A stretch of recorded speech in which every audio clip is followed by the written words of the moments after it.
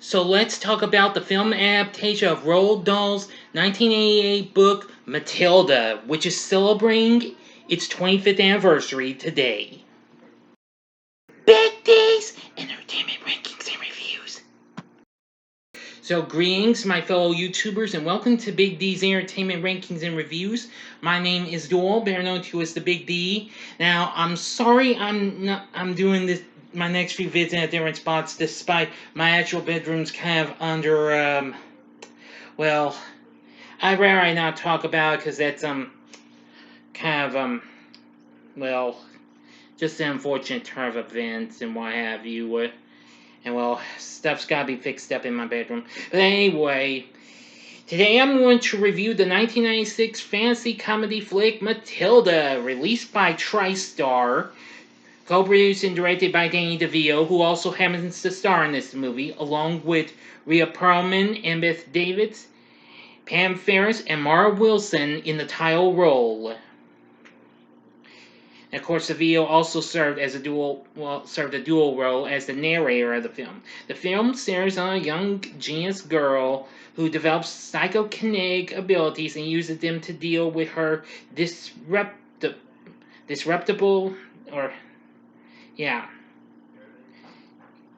family, and the ruthless, oppressive, and tyrannical principal of her new school. Anyway, the film was produced by Mr. DeVito's Jersey Films. It was released on this day, August 2nd, 25 years ago in 1996. So let's get into our story. Young genius Matilda Wormwood is regularly neglected and mistreated by her parents Harry and Zinnia, and her older brother Michael. She is smart, independent, and frequently goes to the public library where she finds solace in the fictional worlds found in the books. When Matilda's parents refuse to enroll her in school, she retaliates against them over the course of a day. First by adding hydrogen peroxide bleaching agent to her father's hair tonic, and then by gluing his hat to his head. During dinner that night, Harry catches Matilda reading Moby Dick and tears it up, forcing her to watch the television instead, because that's what they've all been doing. Matilda becomes increasingly enraged until the TV explodes suddenly.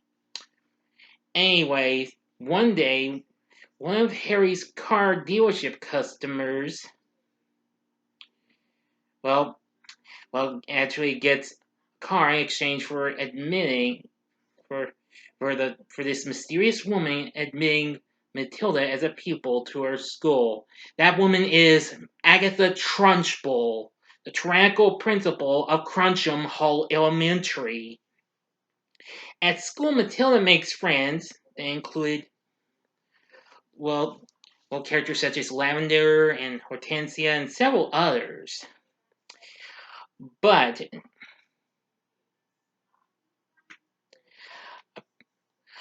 And apparently, she becomes very close friends with her teacher, Miss Honey, and notices Matilda when she answers middle school multiplication questions with ease. Really something. But however, Matilda discovers that the Trunchbull harshly punishes her students because she used to be in the Olympics. Yeah. So Miss Honey requests Matilda be moved up to a higher class, but Trunchbull refuses. So Miss Honey then informs the Wormwoods about Matilda's genius-level intellect, but they ignore her. One day, the Trunchbull has the school meet for an assembly where she forces student Bruce Bogtrotter to eat an enormous chocolate cake in one sitting. Yikes. After Matilda leads the students in cheering Bruce on, Trunchbull makes them stay 5 hours late in retaliation. Matilda then discovers that her father is under surveillance by 2 undercover FBI agents because of his illegal dealings. Matilda's parents refuse to believe her as Zinnia flirts with the agents whom she assumes are speedboat salesmen. As a prank, Lavender puts a newt in Trunchbull's water jug to scare her. The next day, Trunchbull accuses Matilda, whose anger at the injustice leads her to telekinetically tip the glass over, splashing the newt onto Trunchbull. However, Matilda is then unable to display her powers to Miss Honey during a test run. Well, she soon remarks that one's self-confidence often leads them to prove it to others, only to have them mess up. Apparently, which of course, unfortunately, soon got Matilda stuck in a weird place in the Trunchbull's office called the Chokey. But Miss Honey saves her. Anyway, she later invites Matilda over to her house for tea and reveals a dark secret. Her mother died when she was 2, and her father, Magnus, a doctor, invited his wife's stepsister, who happens to be the Trunchbull, to live with them and look after her, but Trunchbull abused her. When Honey was 5, Magnus died of an alleged suicide and left everything to the Trunchbull, who Matilda and Honey suspect actually killed him. When Matilda and Honey sneak inside the Trunchbull's house to obtain some of Honey's belongings, Trunchbull suddenly returns after a car breaks down, prompting the duo to narrowly escape capture. Now to the ending. You know the procedure like always. You have 5 seconds to stop this video. Go to the description box below and fast forward to the time below. If you've seen the movie already, continue on after the 5 seconds are over with. Thank you very much. And here we go. Okay, you've been warned. Matilda trains her telekinetic powers by making objects fly around the house and throwing the FBI agents in order to buy Harry time to come to his senses. Having practiced her ability, Matilda returns to Trunchbull's house and attempts to scare her away with telekinesis. But later discovers Matilda's presence upon finding her hair ribbon. The next day, Matilda reveals her powers to Miss Honey, but Trunchbull visits the class to make Matilda confess. So, she magically writes a message on the blackboard posing as the vengeful soul of Magnus, who accuses Trunchbull of murdering him. Trunchbull attacks the students, but Matilda rescues them, and she and the other students permanently force her out of the school.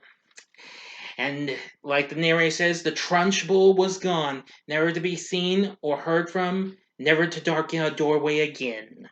And Miss Honey moves back into her true home. Sometime later, the worm would show up at Miss Honey's house, which of course Matilda was a frequent visitor, to take her and flee to Guam as a permanent vacation to avoid arrest after the FBI collects enough evidence to prosecute Harry. Matilda refuses to go with them and says she would rather be adopted by Miss Honey. So, apparently, Matilda, with the help of a little Xerox, managed to copy out adoption papers. So, Zinnia and Harry both signed Matilda's adoption papers, with Zinnia feeling remorseful for never understanding Matilda. And so they got away, Harry and Zinnia and Michael, and Matilda lives happily with Miss Honey, who then becomes the new principal of Cruncham Hall. And Matilda still uses her powers too. End of story. So, what did I think of Matilda? Well, I gotta say, since it was a favorite of mine during my teens and what have you, I do have it on VO cassette. Now, I have revisited a few times on TV or other things these last few years. Well, I must say, it's really something. I mean, it's absolutely fun, what have you. Now, it has its oddity, but nevertheless, it still has a lot of fun and all that jazz. David Newman does an amazing job with the score. And, while some of the story is, some of the actual stories, lines are, and plots are kind of missing a bit, because I've never read Matilda before, but I have read about some things that were missing that were in the story that weren't actually in the movie. Anyway, but nevertheless, the film has a fun feel to it. Of course, we have Mara Wilson, who recently appeared in Mrs. Doubtfire, playing our title character. Of course, after this, she would go on to star in another magical flick, that being A Simple Wish. Of course, we have Danny DeVito as Harry Wormwood. And of course, the narrator, he was pretty good.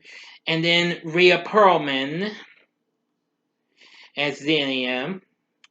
Playing Miss Honey is Embeth Davidtz, who I must admit she was very good. Pam Ferris plays Miss Trunchbull. Now, for those of you who don't may not have noticed, she would actually make an appearance as Uncle Vernon's sister Marge in Harry Potter and the Prisoner of Azkaban years later. I will be reviewing the Harry Potter series later on this November because very soon it's going to be the 20th anniversary of the release of Sorcerer's Stone, okay? Now, also along for the ride is Brian Levinson as Michael, and playing the FBI agents, Bob and Bill, are Tracy Walter and Paul Pee Wee Herman Rubens. Yes, that's right. You heard me correctly. And there's a host of others. But anyway, I really do think this has a fun feel to it. It's got a pretty good story. Yes. It also includes some real good songs here, including the classic Lil B Pre one that's played. And of course, there's the song Send Me On My Way, done by Rusted Root. Of course, that would be featured in several other movies like Ice Age and, well, just several other movies. But anyway, I gotta say, Mara Wilson does a great job as Matilda. I do like the rest of the cast. But anyway, with a pretty good score, a great cast, a good story, this would be worth watching with your family and what have you. So the question is, would I recommend Matilda? Well, let me put it to you this way: yes, this is worth checking out. Anyway, the film did reasonable. It went on to make $33 million here in the U.S. against its production budget of $36 million, but it later became successful on video and Laserdisc in 1996. Later on, the following year, it would be released on DVD. But it was a bare bones dual sided DVD. But in 2004, it got a special edition. In 2013, Mara returned with most of the co-stars of the film to have a reunion to celebrate the film's 17th anniversary and it being released on Blu-ray. So anyway, yeah. Matilda can also be found on collections. I've seen one of those featured with one of my favorite underrated magical flicks, which was The New Adventures of Pippi Longstocking. But anyway, Matilda is absolutely a fun flick. I think you'll really like it if you just give it a try. But anyway, that's going to do it. So, okay. Now, if you liked Matilda, tell me what you thought about it in the comment section below. If you liked the video, click the like button, subscribe to my channel, and be a part of the Big D Nation.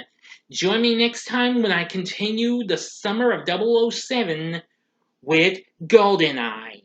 Thank you for watching, and if you like this, you may want to check out some of these other movies I've done. In the upper left-hand corner is the re-review I did of Willy Wonka and the Chocolate Factory, which of course would later be renamed to Charlie and the Chocolate Factory in 2005.